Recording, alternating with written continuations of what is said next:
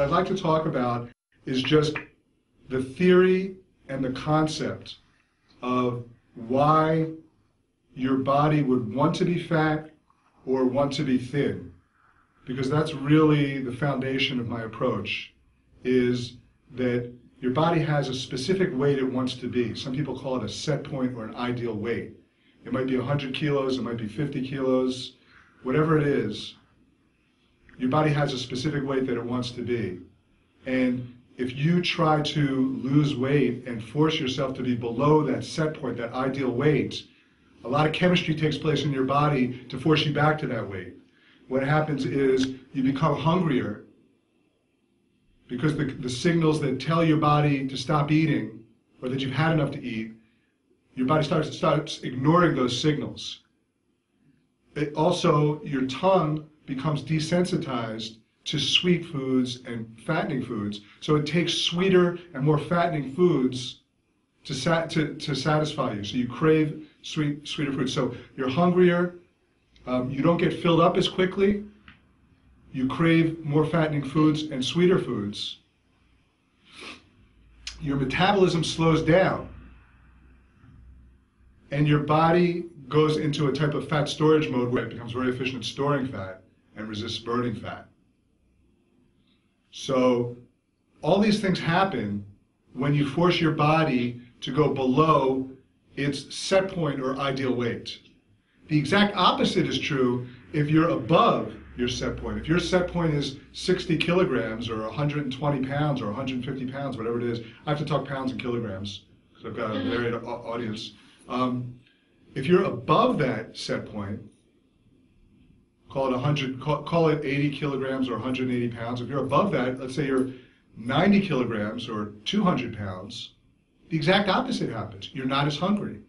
You don't crave fattening foods. You get filled up very quickly. Your metabolism speeds up, and your body becomes very efficient at burning fat. So the real key is understanding this set point. And the way to lose weight in a sustainable way is shifting that set point.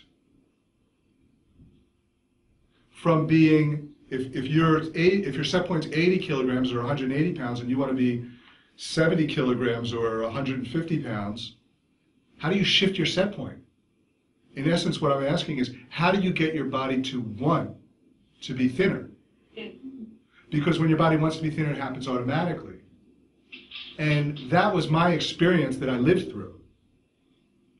Because when my body wanted to be fat, there was nothing I could do to lose weight. I mean, I lost weight in the short term by dieting, but my body was fighting me, and it kept wanting to be fatter. My set point kept shifting, until I was over 400 pounds or 180 kilograms. So my body was fighting any attempts at losing weight. It wasn't until my body wanted to be thinner and my set point was shifted that it became automatic. And then now it's 5 years later, and I've been the same weight for 5 years, and I don't diet or measure calories or I'm not on a program. I do eat very healthy, but I crave healthier foods. My metabolism is very fast. I've got the metabolism of a rabbit. I mean, it's very fast. And I have a lot of energy, so I enjoy being active. So all these things happen when you shift your body's set point. And so the question is, why does your body want to be fat? Or why would it want to be thin? Why would its set point be at any given weight? And how do you shift that? That's what I want to talk about today. So in order to understand this question, you have to really understand the whole purpose of fat. Why do we have fat in the first place? We don't need it today, right? There's no real function for fat. Not too many functions. But a long time ago, and if you look at our genetic heritage, there were times, many, many years ago, when we lived outdoors. We lived a nomadic lifestyle. We weren't farming. We didn't know when our next meal was coming from. And in that type of living environment, fat can be crucial to your survival. So if you take an example, let's imagine that you were living somewhere and it was a long winter or an ice age.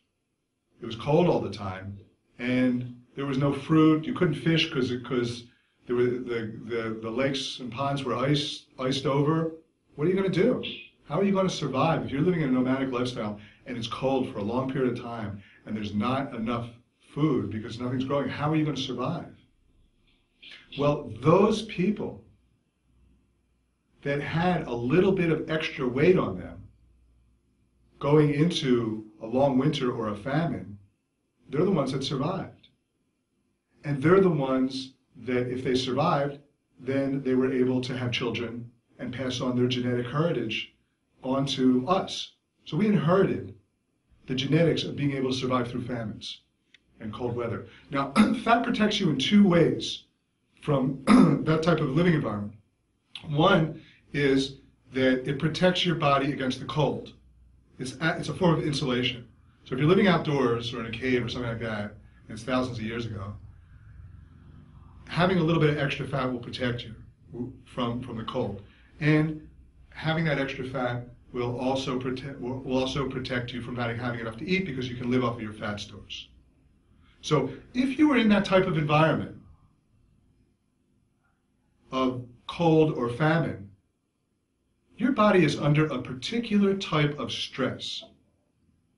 Different than other stresses, it's a unique stress. It's a particular type of stress that causes a particular type of chemistry in your body.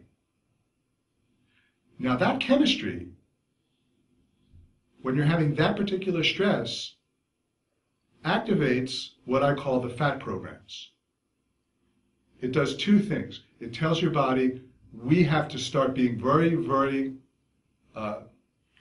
we have to start conserving as much energy as possible and start replenishing fat stores. So the first thing that happens is these fat programs get activated, and you start looking for, you're hungry all the time, as I said, your metabolism slows down, you don't want to be active. You have to conserve. This is survival. To your body, it's fighting for your life. And you have to understand that. So when these fat programs are on, it's not funny to your body, it's fighting for its life. And so you're going to conserve. You're going to be hungry. Your metabolism is going to slow down. And all these things that I described are going to happen. And what is also going to happen is your set point is going to shift. Because your body reacts to stress and adapts to stress, so that the next time something happens, it's not going to be as threatening to you. So if you're in a famine, or a cold weather, or your fat programs get activated, not only do you go into this conservation mode, but your set point says, you know what? Rather than be 80 kilograms, we need to be 90 kilograms from now on. That's our set point now. We've just shifted our set point. So that the next time a famine comes around, we're going to be better able to survive. And that's how your body survives. And that's how our bodies survived through these periods. That's how and why your body shifts its set point toward being heavier. That's why your body would want to be fat. Now today, we don't have famines anymore. We don't have cold weather we have cold weather, but we have clothes and we have controlled living environments. It's not a real stress. And we don't have famines. But we still have stress. And we all know that. And we have stress that comes through, that can be mental, physical, emotional, energetic, all types of different stresses that we have in our lives. And every type of stress that you have is causing chemistry in your body. Now, sometimes, for some people, that chemistry is so similar to a famine that it activates the fat programs, because we have these programs. It's like if you have a computer and you press the right buttons, you're going to activate a program. That's the way we are. So you're having a stress, you're driving to work and you're going to be late and your boss is going to be mad and you can't, and you're worried about all these things. How am I going to make my mortgage payment? I'm going to get fired, blah, blah, blah, blah. And that's causing chemistry in your body. And sometimes for some people that chemistry is activating your fat programs, just because the chemistry is the same. And if that's happening, that's causing your body to want to be fat. That's causing your body to go into a conservation mode, slow your metabolism, crave more fattening foods, eat more, not have the signals that say you're full. All these things I talked about, they all happen. And it gets your body to want to be fatter. So you're driving to work and you don't even know it, but you're making your body want to be fatter. And this is our programming that we drive around with all the time, or that we always carry with us, and that we don't understand. So this is happening to us. Not to everybody, but to some people. This is what's happening. Now, stress is not only always a bad thing, and stress does not always make your body want to be fat.